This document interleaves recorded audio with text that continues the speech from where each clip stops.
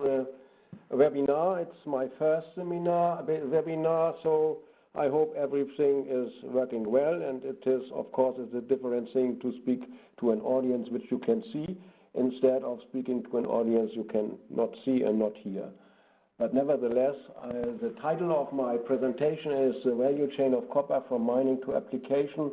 A lot of in this presentation is taken from my book, Understanding Copper, but it is sorted in a different way, so I focus on values.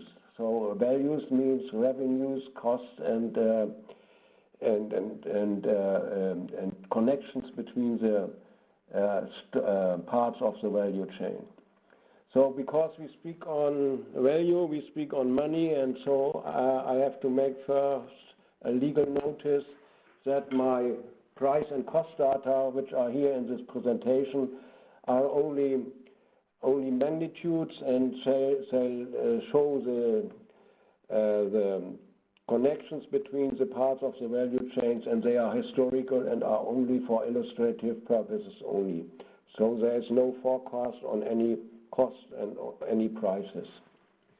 So if we start with the value chain from mining to application, we have to see, oh, there's something wrong. I have to, okay. So we have processes and we have values. The process is the first process in the value chain is mining, and the first value is the concentrate or the ore. The second process which we have to consider are the cathodes, the production of cathodes. The value is the cathode, and the processes are smelting and refining. If we look at concentrates, it's solvent extraction, electrowinning. If we look at oxidic ores, and it is scrap processing if we look on the refining of scraps. So we have about 19% of the copper in the 2012 was made by solvent extraction, electrowinning. About 64% was produced from sulfidic ores, from concentrates, and about 17% was by scrap processing. But it has to be taken into account that scrap processing only means scrap which is converted to cathodes. There's also scrap, I will come back later on, which is direct melted to products. So on the third part of the value chain, we have processes which produce as a values wire rod and shapes. It's called first use because it's sometimes done in different companies, and semis like strip, wire, tubes, bars, and profiles.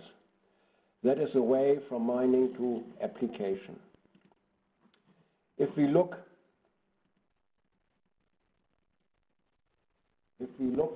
at the copper industry and compare this to the aluminium industry and to the steel industry, we see that the copper industry is highly fragmented. There are mining companies which sometimes also have smelting capacities, but many mining companies sell the concentrates to smelters and refiners. There are smelters and refiners which have no own mine, but they may produce also the first use like wire rod, and there are wire rod and shape producers which also sometimes have semis or cable production processes.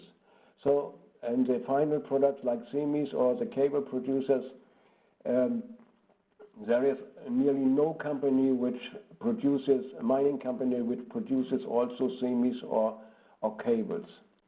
So if we compare this with aluminium, so aluminium, if you look at the big companies like Alcoa, you can see that they produce not only the raw aluminium and use the ore, but they also produce foils and cans and strips. And similar it is in the steel industry, because in the steel industry there are mining companies producing iron ores, but they sometimes also produce strips and semi-products, and there are steel producers which buy iron ores and produce strips and semis. So we can ask, why is it? What is the reason? What is the reason why we have in the copper industry such a big fragmentation? One of the reasons is in copper that the final product of refining is the cathode. And the cathode, it's solid, it can be traded, it can be stored, it can be transported, but it has to be melted before casting. So it can be done in different companies. If we look at aluminium, the final product of refining is a liquid. It's a melt of several hundred degrees centigrade. It cannot be traded. It cannot be stored over a long time, and it cannot be transported over long distances. But it can be cast directly to billets, bars, and shapes. Therefore, the aluminium companies which produce aluminium, they also produce, in many cases, also semis. There are some other reasons, in my opinion, which are more historical. Before, in the 19th century, before electrical applications become an important application for copper products, the copper, like for roofing or even belts, have been produced by a lot of small family-owned companies which partly still exist. And also, which is also different, electrolytical refining for producing cathodes is a total different process than casting or pyrometallurgical refining. Therefore, the knowledge in this company was not there. So that is another reason why copper is different from the other metals. What are the consequences of the fragmentation of the value chain of copper? So copper is the most traded metal in the world. Of course, there's a lot of trade between the mining, the smelting, the semi-industry, whereas in other in aluminum companies, it's only one company, often. And hedging, that means to fix the prices of copper for different times and for the customers, plays an important role between all parts of the value chains. So the copper price is volatile, but the risk of the volatility can be hedged effectively. And copper is sometimes a victim of speculation. And transportation costs are important, because between all these companies there has to be a transportation. And consolidation is discussed since more than 20 years, but had happened only within the mining industry. So we have seen that in many cases there has been a consolidation on the horizontal consolidation, but with the exception maybe from Arubis, no vertical consolidation. So if we look at the value chain of copper, where should we start? Normally one would start with the ore and with mining, but I think it makes more sense for copper to start with the cathodes, because the cathode is the base of all calculation in the whole value chain of copper. And it is a LME registered cathode. So if we look at costs, at revenue, at prices, the base is always the cathode. So we look first at the cathode and coming that on the base of the cathode to ores, anodes, wire rod and semis. So if the LME registered cathode is the base, what is an LME registered cathode? There are very strict regulations and requirements for the registrations of a registered cathode. So the limits of impurities has to be very low. For example, bismuth less 2 ppm, antimony less 4 ppm, tellurium less 2 ppm. And the cathode must have been in the market since at least 1 year, and the production at least 15,000 tons per year. And there has to be make a practical test, a wire rod production, which is a major product of cathodes, with 3 manufacturers with 200 tons each, and looking for the drawability for making wires, recrystallization and conductivity. And the final decision is then made by the executive committee of the LME. And similar rules are in the US for the COMEX or in China for the Shanghai Future Exchange. At the moment there are about 80 registered brands. But the prices for the LME cathode, registered cathode, is not only the base for LME registered cathode, but for all copper products.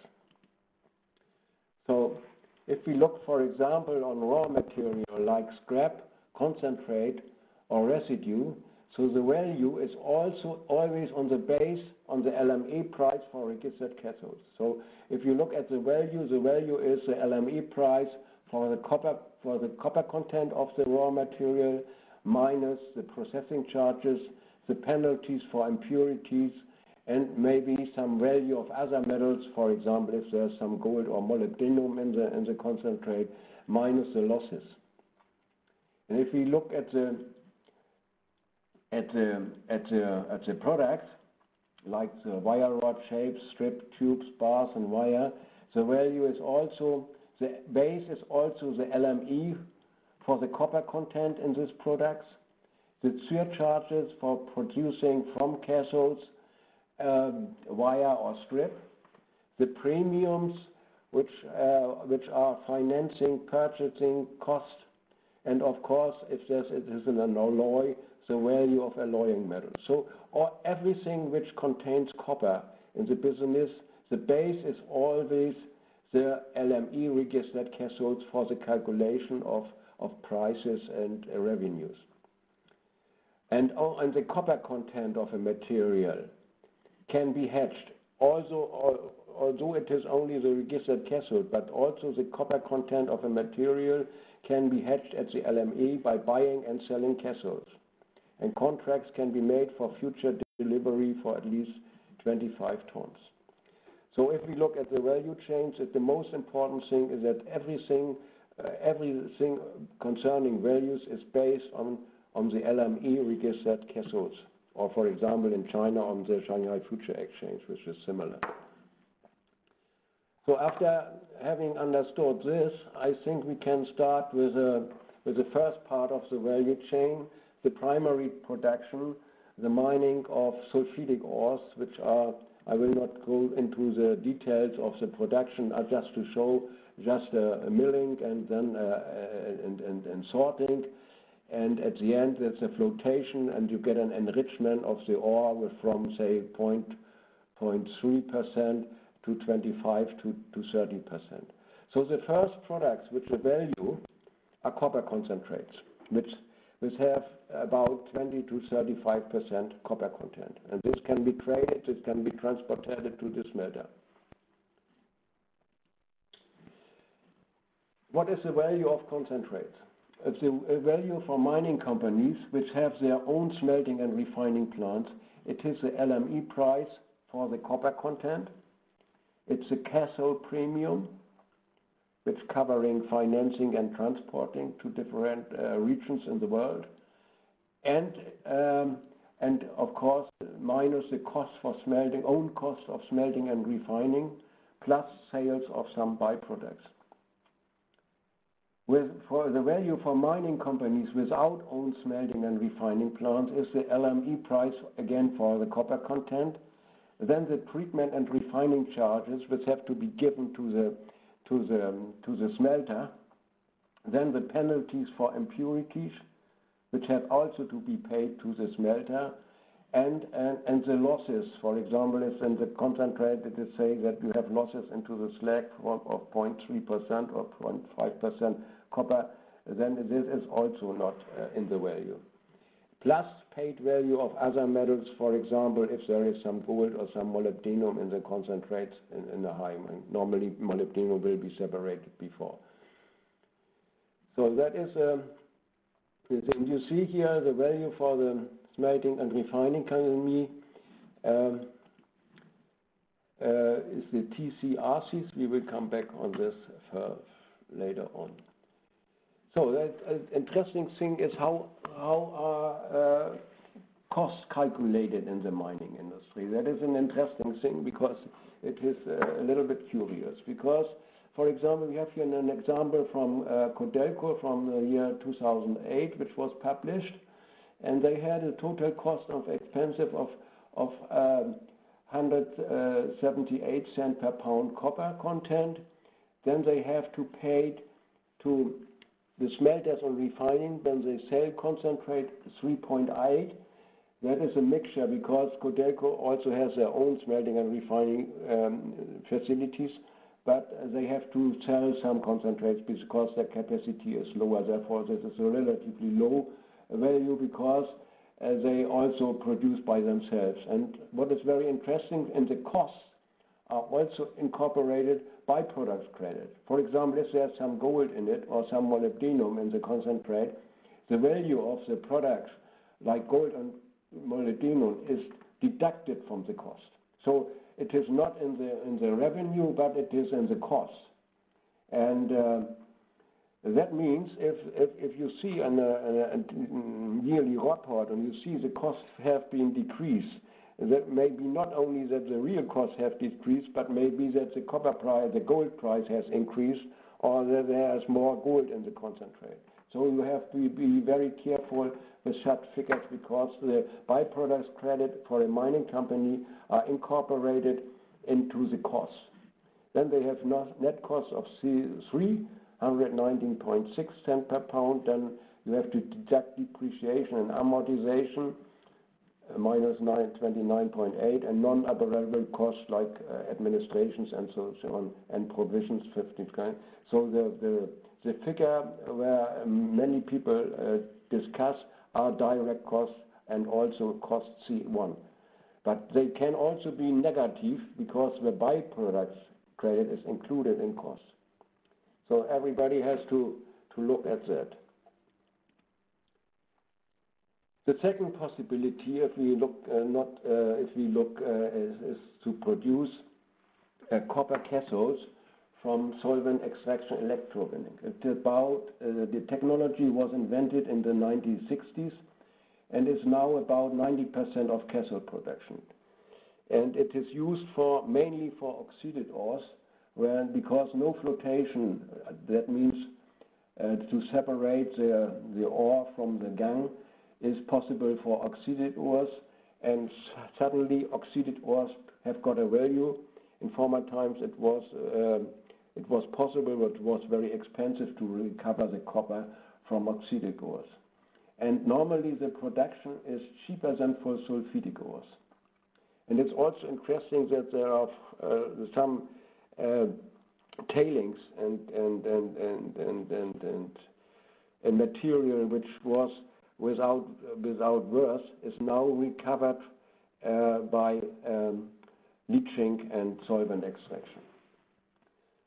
So the value for cathodes for solvent extraction electrowinning is the LME price for cathode, and it is a cathode premium for transporting and financing. But in the solvent extraction and electrowinning, we have no valuable byproducts, because if there is some molybdenum or some gold in this ore, you would not recover it.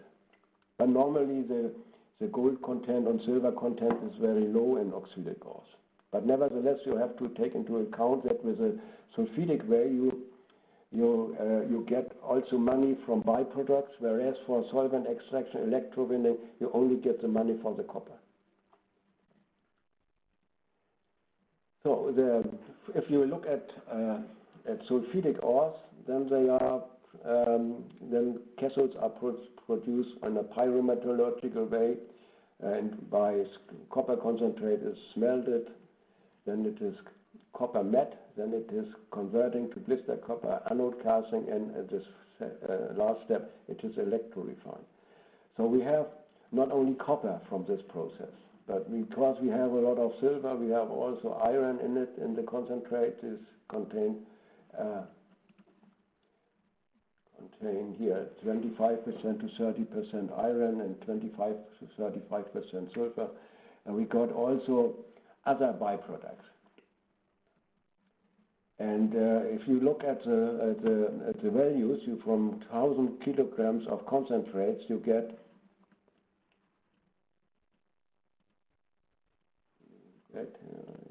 arrow. I lost my arrow. Does not work. So you get from 1,000, yeah, no. You get from 1,000 kilograms of concentrates, you get 250 to 350 kilograms copper cathodes, but you get 1,000 kilograms sulfuric acid. So the main product of the smelting of sulfidic copper concentrates is not copper, if you look only at the amount, but it's the sulfuric acid. And you also have slag, which you can use, for example, for river embankment, or you have to discard it, and it's also 500, 700 kilogram silicate stone or slag, and you get 2 to 3 kilograms anode slime, where, for example, also valuable metals like gold and silver are enriched.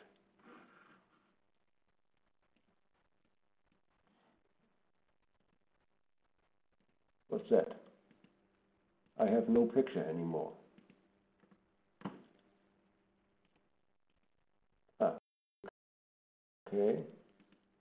Okay, yes. So I think we were on the stage of the smelting and refining, and I have said, I go back one, that we have a lot of byproducts, and in the smelting and refining process, not only copper, and we can now, how is it what is the money, the revenues of a smelter and refining, and there is first the treatment and refining charge, normally called as an abbreviation TCRC. And the TCRC is normally called abbreviated. You only see two figures, TCRC 3030 or TCRC 100-100. And that means that, for example, if you have 66 here in this example, you have $60 per ton of concentrates. That is a treatment charge, so it is related on the amount of concentrate, and you have a refining charge of 6 cents per pound of copper, which is related to the copper content. So we have two figures, one on the whole amount and one only on the copper content. And if we assume, for example, if we have a copper content of 30%, and the treatment charge would be $60 per ton, then the refining charge can be calculated from the copper content and from the refining charge to $39.64 per ton. So in sum, 66 TCRC 66 with a copper content of 30% means that the sum means that you get a revenue of $99.64 per ton of concentrate, or 15 cents per pound of copper. Additional, the producer becomes a cathode premium, which is different from company to company, and which is different also in different regions of the world. And it was in historical figures, it was 50, and I think the biggest one was sometimes $150 per ton. That is the range. But there are other influences for the revenues of a smelter and refining. So there is the price for sulfuric acid. I said just that the main product is sulfuric acid. It's 1 ton of concentrate, it's 1 ton of sulfuric acid. And this was historical $10 to $100 per ton. But often the production cost for sulfuric acid is higher than the revenues you get for sulfuric acid. So it is also an environmental issue. Then you can have that you get metal gains, because in the contract with a mine you have certain losses, and if your losses in your process are higher or lower, you can make money or you can lose money. So the metal gains, which are in the contract between the mine and the smelter, may be negative or positive. That depends on the process optimization in the smelter and also on the composition of the concentrates. Then you have iron silicate stone or slag, and you have sales, and either you can sell it for certain applications but with a very low value, or you have disposal costs. And other byproducts, for example arsenic, has to go on the waste disposal. So the values are maybe sulfuric acid influences, and also the metal gains influence the total value of the total revenues of a smelter beside the TCRCs. If we compare different smelters, and that is also in other industry done, for example, also sometimes in the mining industry, there exists so-called cost curve. A cost curve says where you are with your own smelter. So how to read such a cost curve? For example, each bar we see, I will try again here this. Each bar which you see here is one company producing, for example, copper or other things. And the width of this bar stands for the capacity or the production. So here you have this very small company, you have a big company, you have an even bigger company. And you have to read it that 80% of the whole production, smelter capacities, have production costs less than 78 cents per pound. So that this cost curve, you can buy such cost curves from some companies, evaluate all the figures, and they sell this. But nevertheless, the cost curve have to consider very carefully, because often you cannot compare the companies, because some companies, for example, also integrate scrap processing into their primary processing. So they save money with saving energy, because they use the energy which is made by the sulfate, by the concentrate, to use it for smelting scrap. And maybe they have higher costs, but they get also more revenues because they have scrap. Therefore, such curves have to be considered very carefully.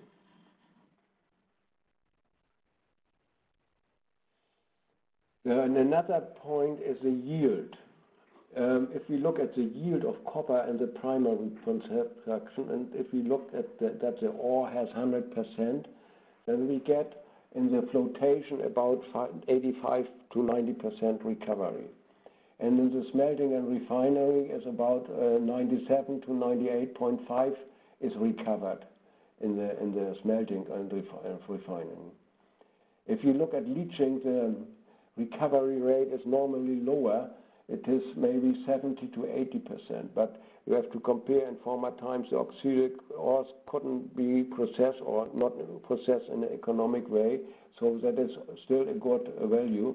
Also leaching of copper ores, oxided ores, may take several months, so it's also a question of time when to stop, when it becomes uneconomic to recover more than 70 or 80%.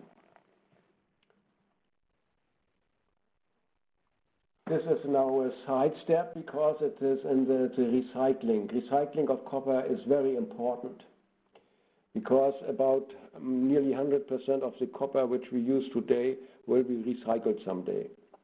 And if we see that about 30% of the copper used is by recycling, not only from cathodes, but also by direct melting, and then it is because of the growth of the copper consumption, and because it has grown in the 20 years where it has been used, the recycling rate cannot cover the demand which we have nowadays. So copper is recycled. Copper lives long and often. And scrap can be classified in a different way. For example, by a copper content, for example, more than 90%, by the processing route, like refinery scrap, direct melt, brass mill scrap, by the physical appearance, like bare wires, heavy scrap and light scrap, and by the sources of scrap, like turnings, electronic scrap, world radiators. So we have three big groups of scrap. The production scrap, which is new scrap, which was not incorporated in the slide which I saw first, because it was only 70% was recycling, because a lot of new scrap is recycled directly without the way via the cathode. Then it's old scrap. Old scrap is maybe a mixture and normally has more than 90% copper. And then there are a lot of different complex scraps, like electronic scrap, residues, and other things. So what is the copper content? If you have such a heap of scrap, well, how do you evaluate? And if the copper content is more than 90%, normally this is done by estimation. So there's one man from the supplier and one man from the buyer, and they go around the heap, and one say 90%, the other 92%, and normally they agree to a compromise. If they do not agree, they have to sample it and to homogenize the scrap by melting, and then a sample like drilling or sawing is taken, and the turnings are used. That is a very difficult process to assemble such heterogeneous scrap, so normally they agree on estimation. And normally also the big companies, they buy only loose scrap and not pressed scrap, because you never know what is in the middle. In the middle may be a stone or sand. And how is the pricing? The copper content is also paid on the base, again on the LME, although it is scrapped. And it is priced by the LME by the lowest of the four. That means that it is the lowest copper price by the settlement of buyers and sellers and 3 months buyers and sellers. And of course, minus the price for processing and refining, if that is refining scrap and not direct melted. There, I see now again we have production scrap, which is also new scrap, normally more than 99.5, or pure alloys. It is direct melted for products without refining, for example for roofing copper, for plumbing tube, and, which is very important, it is often not in the statistic for copper users, because it's very difficult to use this, because sometimes it is recycled internally and sometimes it is sold to other companies. Old scrap, normally more than 90%. It is electro-refined for cathode production, estimation, and the processing charges are very volatile. It depends often if the Chinese people buy scrap or not. Other materials, like electronics, they have to be sampled because of the precious metals, and some residues, there is no payment for some residues.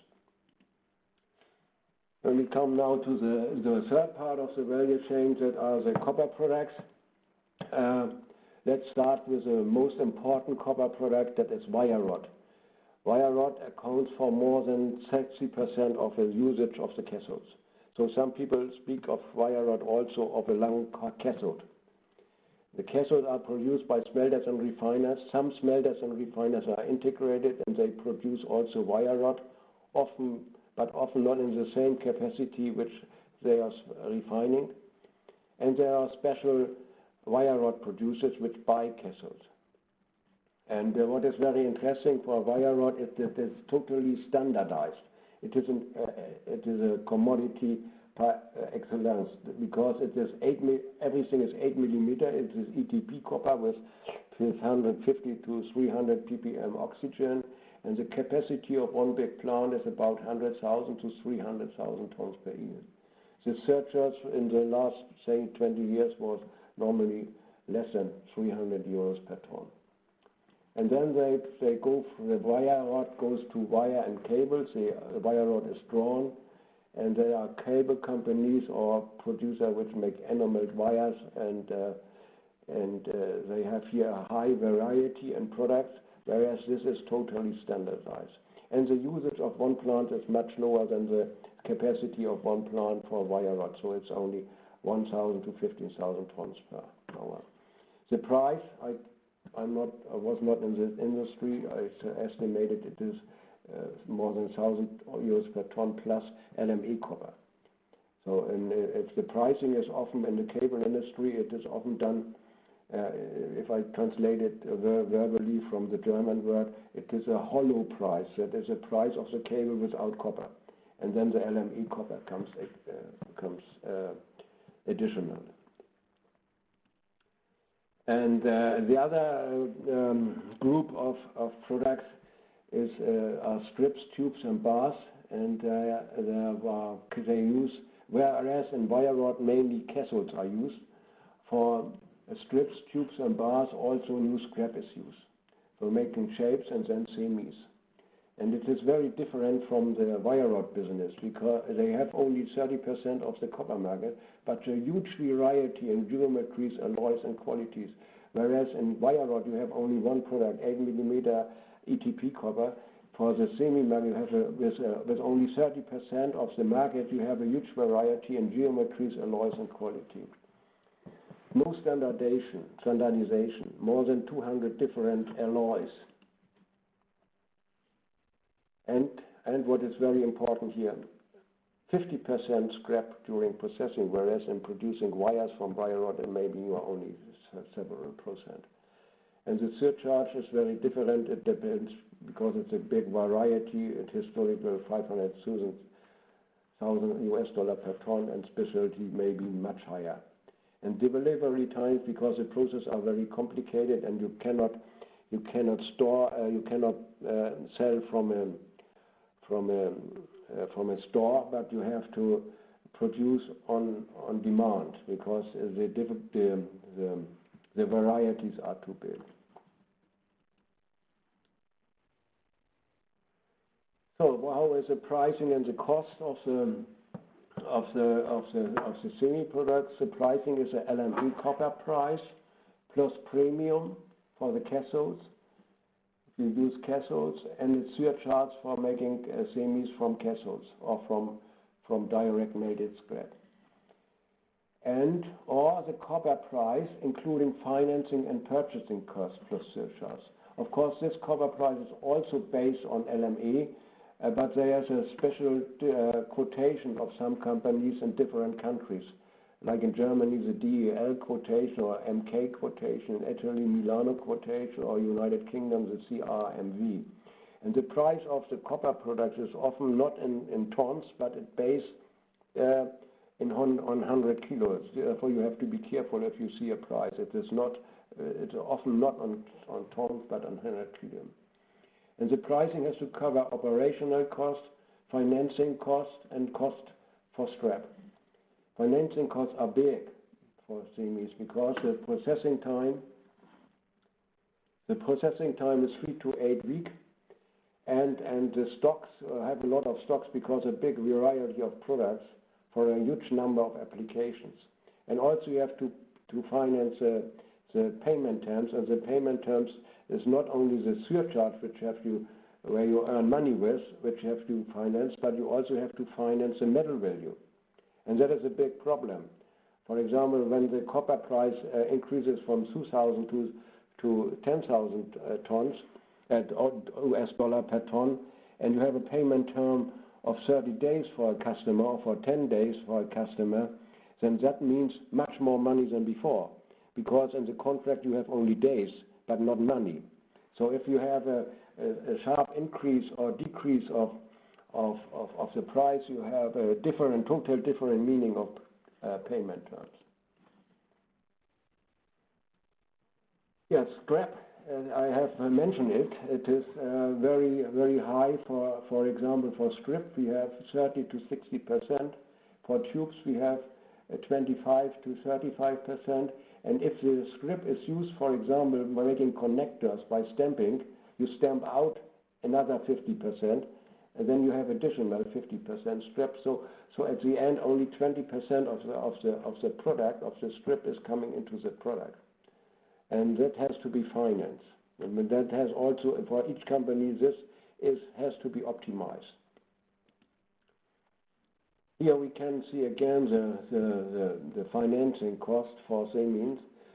For example, we have here the stocks of cathodes, then having the first use, which is very short, the first use products, and then the time, and then here the payment terms, and then here processing. That is only illustrations that show the magnitude. So you come to 100 days, that nearly 3 or 4 months, you have to finance the copper, where you do not earn money, because you do earn money only on the surcharges.